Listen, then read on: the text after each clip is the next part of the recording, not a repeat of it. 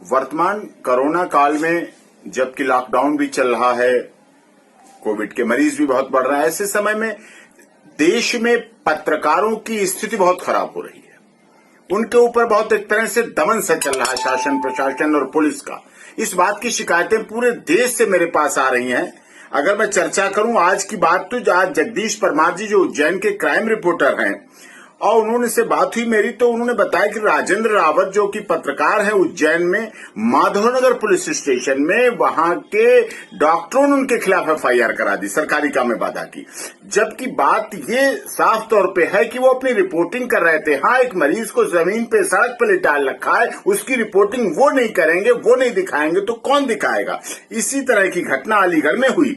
प्रदीप शर्मा जी जो कि विवेकानंद कॉलेज में काउंटिंग की रिपोर्टिंग कर रहे थे कि किस तरह से पुलिस ने मास्क नहीं लगा रखे हैं, प्रयोग नहीं कर रखी है, तो वो प्रदीप शर्मा जी पत्रकार हैं, संपादक है शेष प्रश्न अखबार के अलीगढ़ में, तो उनके ऊपर भी मुकदमा दर्ज कर दिया गया वहां इसी बात का, और गिरफ्तार करके रखा गया लोधा पुलिस स्टेशन में।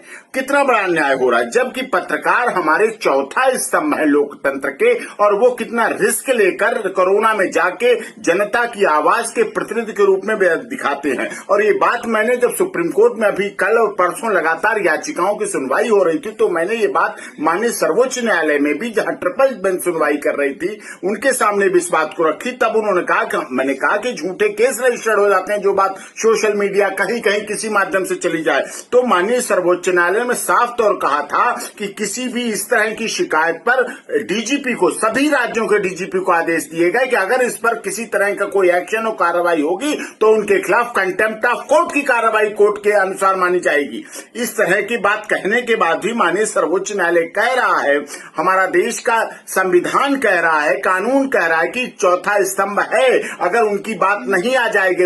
मीडिया तो सूर्य की तरह है, जब पहुंचेगी तो बुराइयां दूर होंगी, बीमारी दूर होगी, अपराध खत्म होंगे, वो चीज सामने रखते हैं। और इस तरह की ऐसी बात आने के बाद उनके ऊपर, चाहे उज्जैन की बात हो, माधवनगर की हो, चाहे अलीगढ़ थाने की बात हो, लोधा थाने की बात हो, प्रदीप शर्मा जी की बात हो, राजेंद्र रावत जी की बात हो, पत्रकारों पर इस तरह के केस रजिस्टर करना पूर्ण रूप से गलत है। और देश भर के पत्रकारों की इस बात की शिकायत है कि ऐसा नहीं होना चाहिए। सबको साथ देना चाहिए। दवाई कड़वी है लेकिन फिर भी आपको स्वीकार